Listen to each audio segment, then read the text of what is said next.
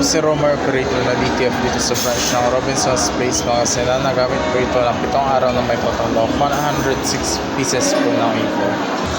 Ito naman po ang printer head. Ang huling balik po nito ay noong January last year po. Capping na may 80% good condition po. Head clean. Nozzle test.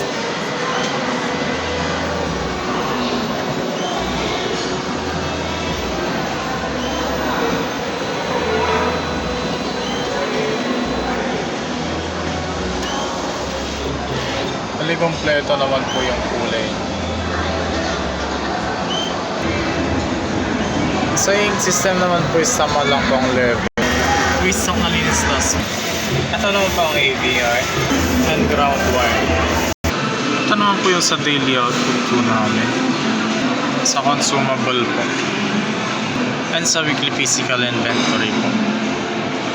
Bali sa stocks naman po namin, ito po yung used and ito po yung unused. Ilan po rin sa